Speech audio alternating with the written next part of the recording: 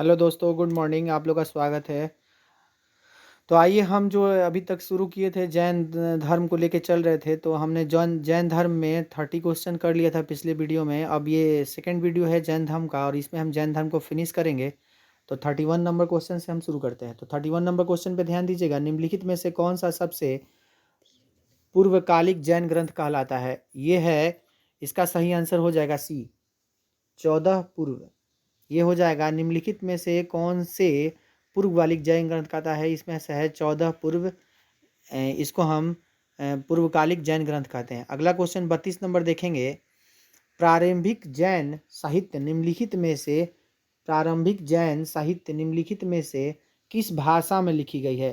तो इसका सही आंसर हो जाएगा अर्धमगधी भाषा में। इसको ध्यान रखिएगा, ये मोस्ट वीवीआई क्वेश्चन है। ये वीवीआई है क्योंकि ये बहुत बार क्वेश्चन आया हुआ है एग्जाम में। यानी किस भाषा में लिखी गई, तो आप ध्यान रखेंगे अर्धमगधी में। ठीक है, अगला चलते हैं। अगला देखते हैं 33 नंबर क्वेश्चन। निम्नलिखित में से कौन सा स्थल प्रशवनाथ से संबंधित होने के कारण जैन सिद्ध क्षेत्र माना माना जाता है? तो इसका सही आंसर हो जाएगा सम्मेद शिखर। सम्मेद शिखर इसका सही आंसर सम्मेद शिखर होगा। सम्मेद शिखर होगा। अगला देखते हैं 34 नंबर क्वेश्चन। 34 नंबर क्वेश्चन देखते हैं। 34 नंबर आई थिंक ऊपर होगा, तो ये देख लेते हैं 34 नंबर क्वेश्चन। निम्नलिखित में से कौन सा आरंभिक जैन साहित्य का भाग नहीं है? यहाँ ध्यान दिखेगा, नहीं है। तो नहीं है, वो उसका हो जाएगा थेरी गाथा। थेरी गाथा जैन धर्म का साहित्य का भाग नहीं। थेरी गाथा बौद्ध साहित्य का भाग है। यहाँ ध्यान दीजिएगा, थेरी गाथा बौद्ध साहित्य का भाग है। आचरण सूत्र, सूत्र कृतांक और बृहल कल्पसूत्र आरंभिक जैन साहित्य के भाग है। अच्छा, यहाँ पे जो है थेरी गाथा बौद्ध से रिलेटेड, तो आप ध्यान रखिएगा थेरी गाथा जो है बौद्ध से रिलेटेड, बाकी ये तीनों जैन से रिलेटेड है। अगला चलते हैं 35 नंबर क्वेश्चन देखते हैं। 35 नंबर, जैन संप्रदाय में प्रथम विभाजन के समय श्वेतांबर संप्रदाय के संस्थापक कौन थे? स्थूलभद्र। कौन थे दोस्तों? स्थूलभद्र थे। स्थूलभद्र ने श्वेतांबर, देखिए जैन धर्म दो धड़ा में बटा था। एक था श्वेतांबर और एक था दिगंबर। आइए कुछ इसका डिस्क्रिप्शन देख लेते हैं। डिस्क्रिप्शन ध्यान से देखिएगा आप। यहाँ पे डिस्क्रिप्शन को मैंने, ये जो बॉक्स के अंदर है इसको ध्यान से आप देखिएगा यहाँ पे कि यहाँ पे क्या दिया हुआ है। तो यहाँ पे दिया है कि मौर्य काल में मगध के अंतर्गत भीषण दुर्भिक्ष पक्ष फलतः वहाँ चल रहे थे। जैन संघ भद्रबाहु सूतकेवली और अनुयायियों को लेकर दक्षिण चले गए। जैसे संघ का एक भाग दक्षिण मैसूर में पूर्णपाट प्रदेश में बस गया। अकाल समाप्त होने के बाद भद्रबाहु अपने अनुयायियों के साथ पुनः वापस लौट आए, किंतु जैन धर्म के नियमों को लेकर भद्रबाहु और स्थूलभद्र के बीच मतभेद हो गया। यानी जो अकाल जब पड़ा तो कुछ लोग दक्षिण भारत चले गए थे और उनका कुछ रूल रेगुलेशन अलग था, और जो यहाँ के लोग थे उनका जो है कर्मकांड रूल रेगुलेशन बदल गया। तो स्थूलभद्र जो यहाँ आए तो मतभेद पैदा हुआ। तो स्थूलभद्र अकाल के समय मगध में ही रहे और उन्होंने अनुयायी वहीं थे। उन्होंने अपने अनुयायियों को सफ़ेद वस्त्र धारण करने के लिए निर्देश दिया, किंतु भद्रबाहु ने निर्वस्त्र रहने के अपने अनुयायियों को शिक्षा दी। इस प्रकार जैन धर्म जैन संप्रदाय का विकास हुआ और ये दो धड़ा में बट गया, यानी श्वेतांबर और दिगंबर। यानी जो दिगंबर थे वो नंगे रहते थे और श्वेतांबर श्वेत वस्त्र का धारण करते थे। तो इस तरह से आप ध्यान रखिएगा कि जैन धर्म दो भागों में बटा है। एक भाग है श्वेतांबर, एक भाग है दिगंबर। आगे चलते हैं। भगवान महावीर का प्रथम शिष्य कौन था? या भगवान महावीर का प्रथम शिष्य था कौन था? दोस्तों जमाली। ये जमाली जो था भगवान महावीर का प्रथम जो है वो था, शिष्य था। आइए पढ़ लेते हैं इसके डिस्क्रिप्शन के बारे में। 47 बीपीएससी 2005 में क्वेश्चन आया हुआ है।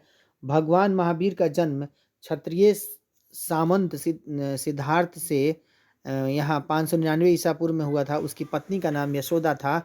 उसने प्रियदर्शनी नामक एक पुत्री उत्पन्न हुई थी। पुत्री का विवाह जमाली से हुआ था। जमाली के नाम से जमाली के क्षत्रिय से हुआ था, जो बाद में महावीर स्वामी का अनुयायी बना। यह उसका प्रथम शिष्य थे, यानी उनका खुद के दामाद जो थे प्रथम शिष्य बने थे। तो याद रखिएगा ये जो जमाली हैं, जो प्रथम से प्रथम ज्ञान की प्राप्ति उनको हुई है, जिनको बुद्ध ने महावीर ने उनको ज्ञान दिया है, वो जमाली हैं जो उनके दामाद हैं। आइए 37 नंबर क्वेश्चन देखते हैं। महावीर का प्रथम अनुयायी कौन था? वही होंगे जमाली जो उनके दामाद हैं। ठीक है, अगला देखते हैं 38 नंबर क्वेश्चन। किस जैन सभा में अंतिम स्वरूप में श्वेतांबर आगमन का संपदा हुआ?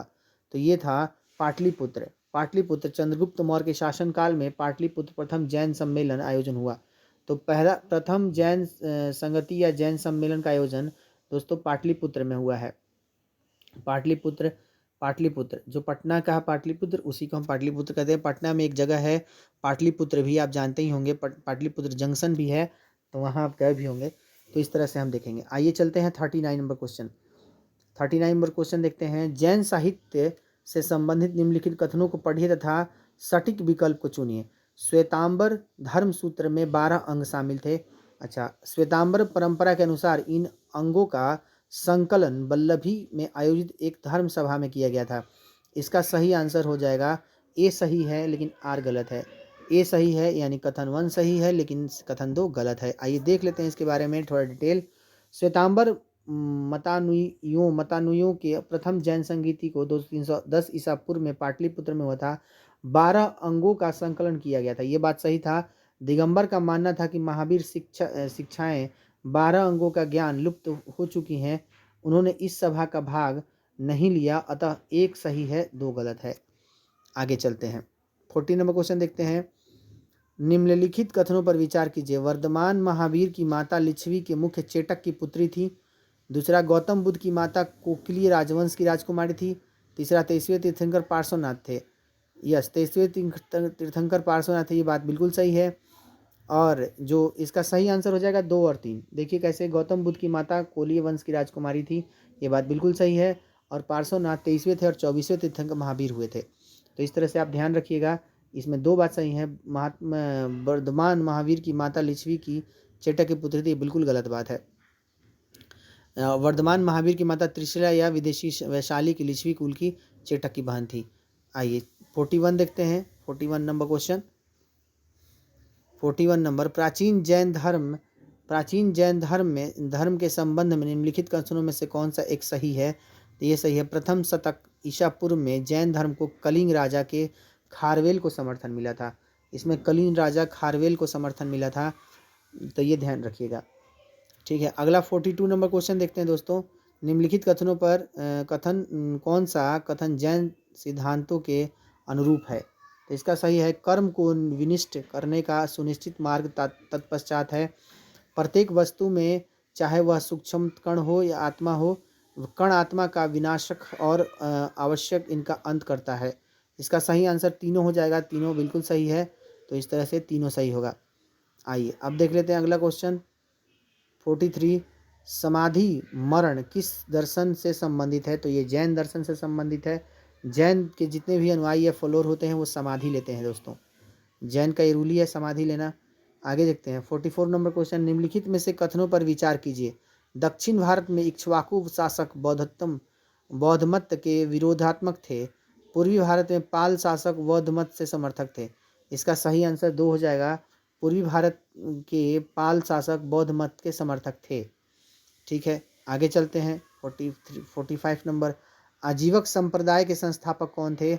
आनंद, स्थूलभद्र, और 2 ऑप्शन ऊपर भी होगा, मखली गोसाल और उपाली। इसका सही आंसर हो जाएगा मखली गोसाल। फिर से हम क्वेश्चन देख लेते हैं यहाँ पे। आजीवक संप्रदाय के संस्थापक मखली गोसाल थे। ठीक है दोस्तों, याद रखिएगा इस चीज़ को। आगे चलते हैं। निम्नलिखित में से किसने प्रतिपादित किया कि भाग्य ही सब कुछ निर्धारित करता है, मनुष्य असमर्थ होता है? तो ये है आजीवक संप्रदाय ने इसका जो है वो किया था कि मनुष्य का भाग ही सब कुछ होता है, मनुष्य इसमें असमर्थ है, जो होगा भाग्य से ही होगा।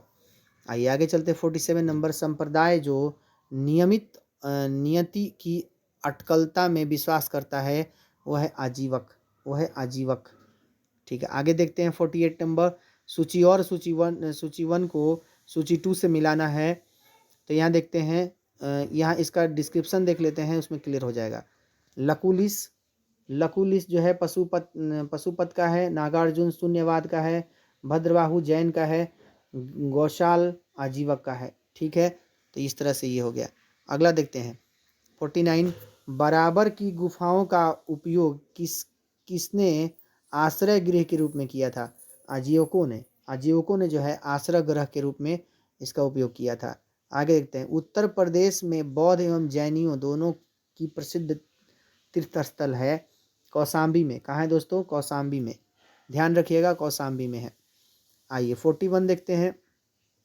41 नंबर, 41 कहाँ गया? 41, 51 सॉरी, 52 देखना है। 50 हो गया, 51, 51 नीचे ही होगा, हाँ ये रहा 51। 51 देखते हैं, निम्नलिखित में से कौन सा एक कथन सही है? श्रवणबेलगोला स्थित गोमतेश्वर की प्रतिमा जैनियों की अंतिम तीर्थस्थल को दर्शाया गया है। भारत का सबसे बड़ा बौद्ध मठ अरुणाचल प्रदेश में है। और इसका एक ऑप्शन और होगा, 2 ऑप्शन। खजुराहो की मंदिर चंदेल राजाओं द्वारा बनाया गया है। और हुआशेल मंदिर शिव मंदिर समर्पित है। तो इसका सही आंसर दोस्तों हो जाएगा श्रवणबेलगोला स्थित गोमतेश्वर की प्रतिमा जैनियों की अंतिम तीर्थस्थल दर्शाई गई है। अगला देखते हैं 52 नंबर, श्रवणबेलगोला में गोमतेश्वर की विशाल प्रतिमा किसने स्थापित करवाया है? तो ये है, इसका सही आंसर हो जाएगा दोस्तों चामुंडा राय ने। कौन थे? चामुंडा राय थे, चामुंडा राय ने किया है। अगला देखते हैं 53 नंबर, महान धार्मिक घटना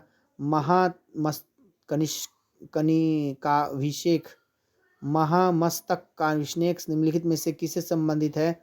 तो है बाहुबली से। किससे संबंधित है? बाहुबली से।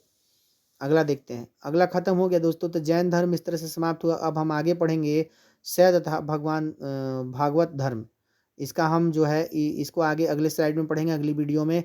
इस तरह से जैन का दो वीडियो बना हुआ है। जैन जो है 2 वीडियो में पूरा कंप्लीट समाप्त हो गया। तो इस तरह से आपका जैन भी कंप्लीट होता है। तो thank you for watching this video. और आप लोग, आई होप आप लोग को अच्छा लगा होगा।